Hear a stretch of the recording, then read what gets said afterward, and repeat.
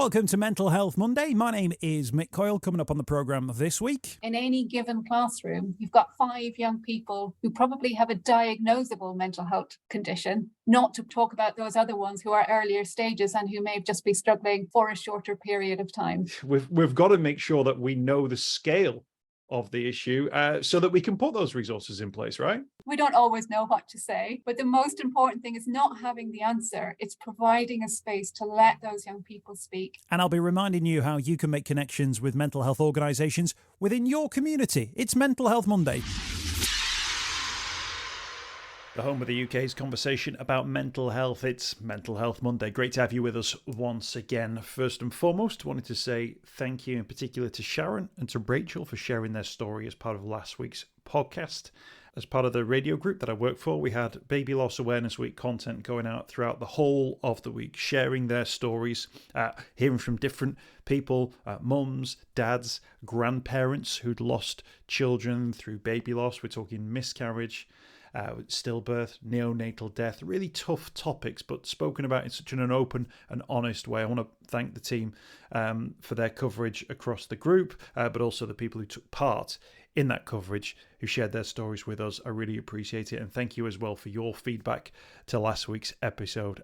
It means a lot that people see value in sharing these conversations and open up conversations around baby loss and grief and all the conversations we have here at Mental Health Monday. That will continue, I assure you. This week's episode focuses on young minds. Now, I was lucky enough to spend a little bit of time with the Young Minds team on World Mental Health Day, which was actually a week ago today. But they've conducted a survey, and it's a big one as well, 14,000 young people. And there's some really concerning findings to it. In a few moments' time, we'll hear from Diedre Kehoe, who's the Director of Training and Services at Young Minds. And they're a great organisation that have got some brilliant resources. I'll signpost you towards those as well. But let me just guide you through some of the stats and the facts around this. 35% of those people surveyed, 1 in 3, said that they had had a negative experience when seeking support, including from teachers, GPs, and other professionals. So all the while, we're saying, ask for help if you need help, speak out if you need support. 1 in 3 young people who did that say they had a negative experience. Now, what about this as well? More than half of those surveys said they were embarrassed or ashamed to reach out for support or for treatment, 51%. And at the same time, 37% said they didn't want anyone to find out they were seeking help for their mental health. Again, the mental health conversation is opening up, the taboo is breaking down, but those figures that are around stigma, embarrassment, shame, they're still so high. At the same time, there's a backdrop of record NHS figures as well. NHS data says that it's got the highest ever number of referrals to children and adolescent mental health service, the old CAMS. 250,000 young people referred to the NHS in the first 3 months of this year. That's already half the total figure referred in the whole of last year. So there's so much going on here. And actually, once again, one of the things that is cutting through is concern, particularly from teachers, that the pandemic is continuing to have an impact. And yes, so many people are looking to move on from the pandemic and say that it's over and say that it's done and say that we've moved on from COVID. But as we'll hear from Diedre now, it's still very much with us in the mental health world. Yeah, indeed. So over the last few years, we would say that attitudes towards children and young people's mental health has come a long way.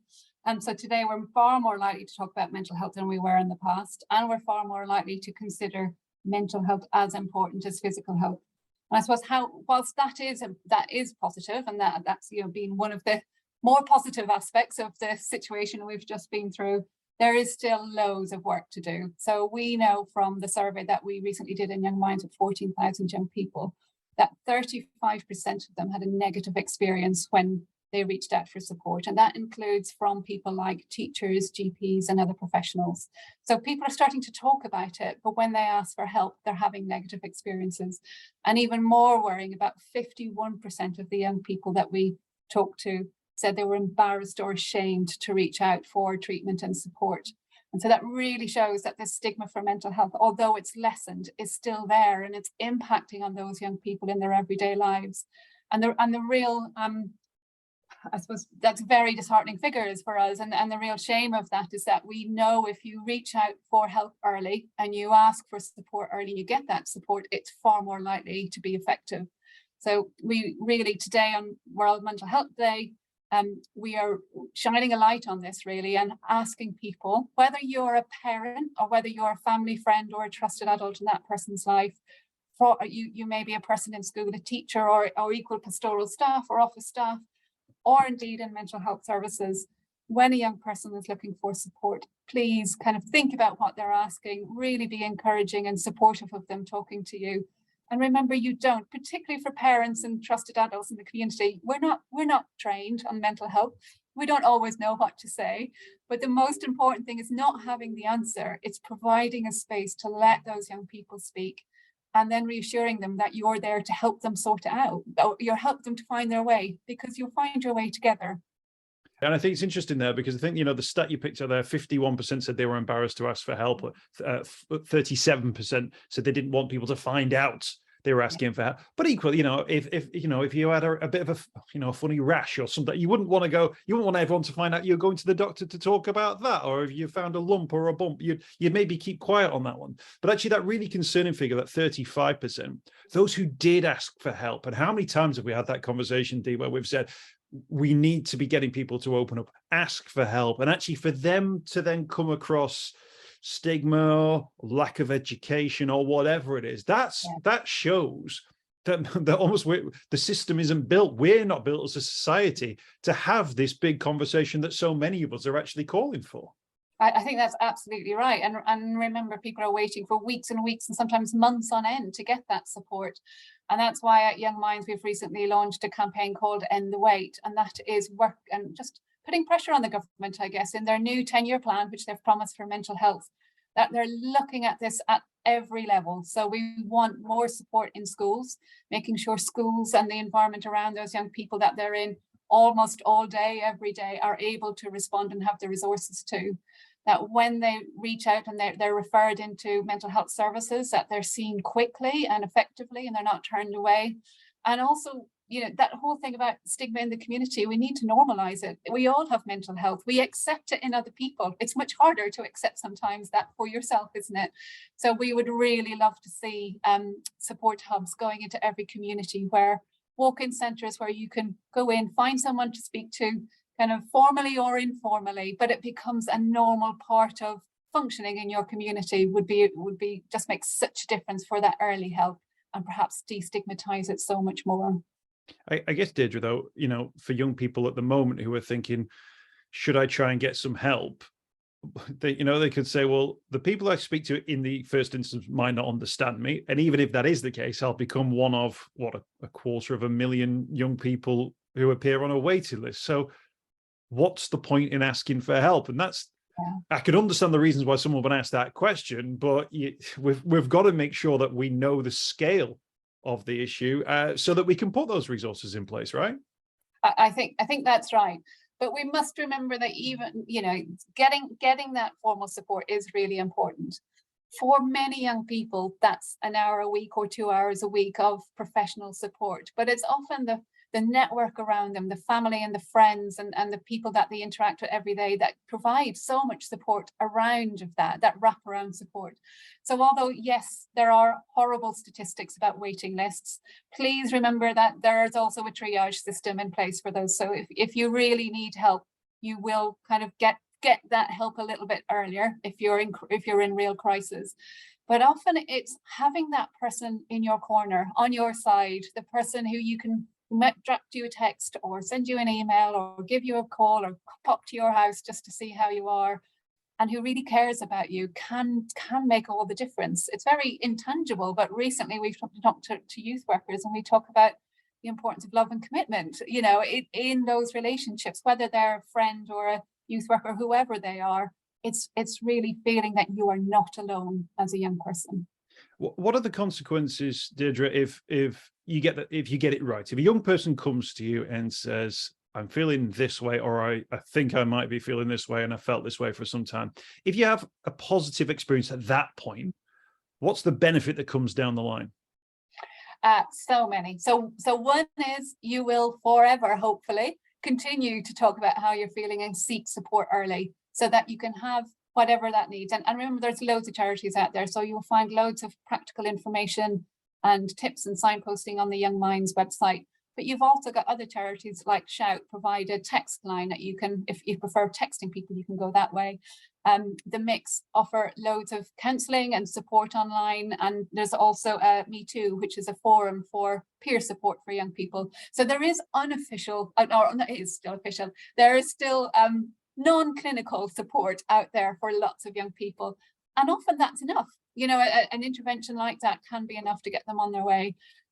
Builds up resilience, which is important for all of us. It gives us a good experience, makes us more likely to go ahead. And then when you look at the kind of the longer term impact of discrimination around mental health, you know, there's the Lancet, for example, came out with a new report today that showed it really impacts on job prospects and how people respond to you and health outcomes.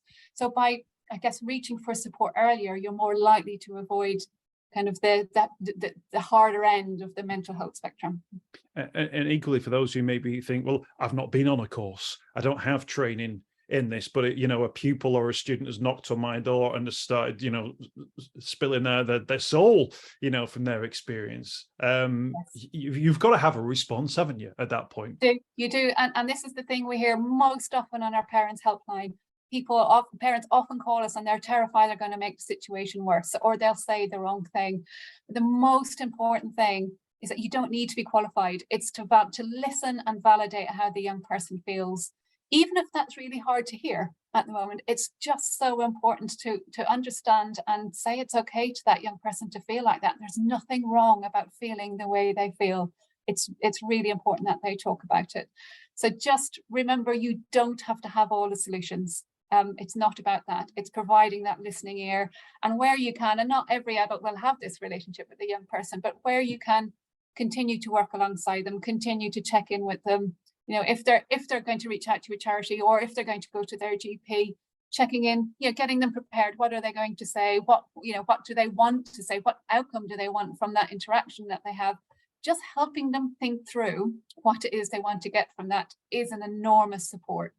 I was going to ask you, Diedre, when a young person comes to speak to someone without that sort of adult supervision, if you like, how do they vocalize maybe some of the issues that they are dealing with? And when you're training people to deal with that, what are those things that you're saying, keep an eye out for them, maybe using this sorts of language? Because of course, many of us have grown up in a world where we haven't been taught, here's how you talk about your feelings and your emotions. So it's no surprise that if maybe young people speak out, they think, I don't quite know what to say, but it must present itself in words coming out of a young person's mouth. And what sort of things do they come out with? I suppose it's not really down to keywords, unfortunately. There's no key phrase that we can all learn and know that's what it means. I mean, it's a whole range of things, from the words they say, how they express themselves, that changes in routine, whether they're still looking after themselves in the way they were, whether they're still interested in some of the activities that they were, how their behaviour. So we're hearing a lot about behaviour in schools at the moment. It's seeing behaviour not as a problem in itself, but really thinking about what's behind that behaviour. So it's really quite a difficult one to answer, because there's no simple answer. But it's so important, I suppose, that those who young people go to, whether they're GPs or youth workers, or indeed mental health services, who are absolutely trained and qualified to do this, but it's about having that training and awareness as part of their induction, part of their college, you know, just becoming a doctor or becoming a social worker or any of those people. Listening skills is really key, and that's what it comes down to.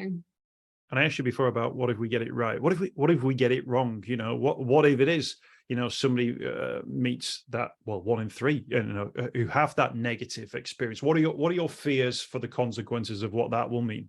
Yeah, I mean, the fear is that they won't reach out again until they're in absolute crisis mode, and of course that has the worst possible ending. You hear so much from families of people who've taken their own lives that they had no idea, if only they'd spoken out. So it's really that being there for them, reaching out, particularly when someone pulls away, you know, just not letting go too easily, just continuing to check in without being too insistent that they talk, but just keeping that relationship going is so key and so important.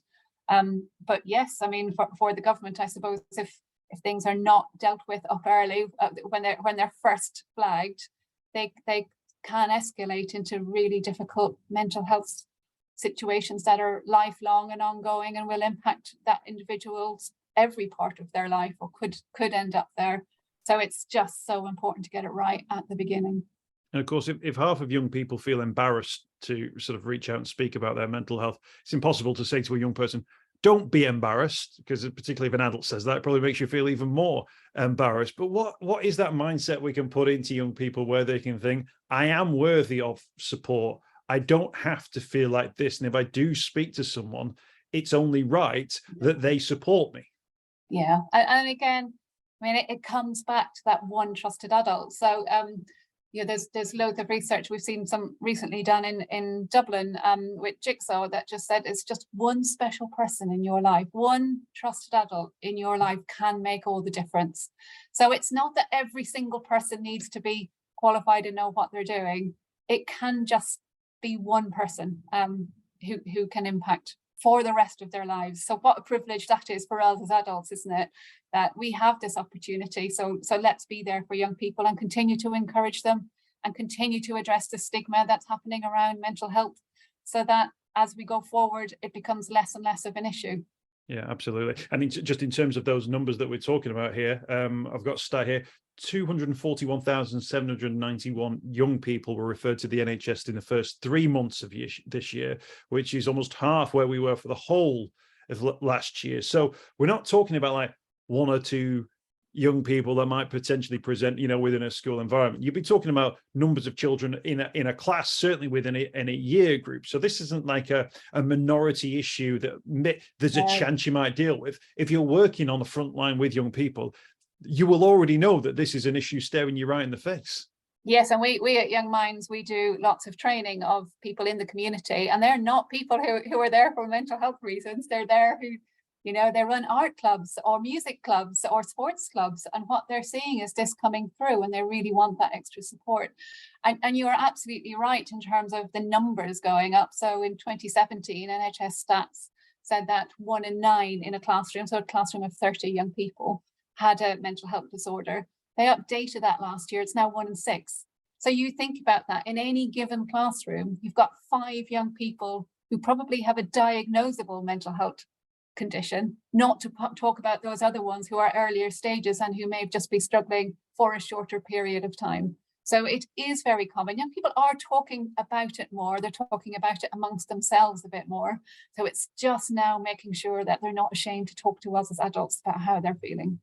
No, absolutely, and there's work to be done, I think, on all sides. But we've got to say that from a young person's point of view, all we can do is create that environment and have that reassurance and almost a sense of, if you do reach out, this is what your support will look like. I think as much as anything, you think, well, what's going to happen? Does like a van show up outside and I get thrown into the back and taken away and I never see my family again? And that seems like a silly thing to say, but a young person will think, what if I say I can't cope, or what if I say what if I finally talk about this eating disorder, or what if I find and of course it's the very same for adults, isn't it? It's and that's where our empathy comes from. I would hope that we find it as adults really incredibly difficult to ask for help, and we have the language and the experience and possibly other friends in our networks who have experienced this before. If you're a young person, you don't have the language, you don't know that it's happening other people in your classroom or in your friendship group, and it's only when you start talking about it you realize that you're not on your own. Absolutely. Young Minds, we've got some brilliant social posts, resources online for this one as well. We'll point people in the direction of the Young Minds website. I'll put a link as well in the podcast as well for that one, Diedre. Thank you so much for your time, and thank you for speaking to us today. Okay, thanks very much. I hope you've enjoyed this week's podcast. Thanks for checking out Mental Health Monday. My name is Mick Coyle. You can find me on Twitter at Mr. Mick Coyle. You can also find me, Mick Coyle, on Facebook as well. Don't forget, if you want to speak to somebody about your mental health, you can do so. The Samaritans, free to call on 116 123. You can find mental health services where you are. Just look for the Hub of Hope. Type in your postcode. It'll find those mental health services close to you. And for support in a crisis, you can text SHOUT to 85258. That's if you're experiencing a personal crisis, you're unable to cope and need support. Shout to 85258. That's a text line. Do get involved in those services. In an absolute emergency, always remember the number to call is 999. Thanks for downloading the podcast this week. We'll be back next week with more Mental Health Monday.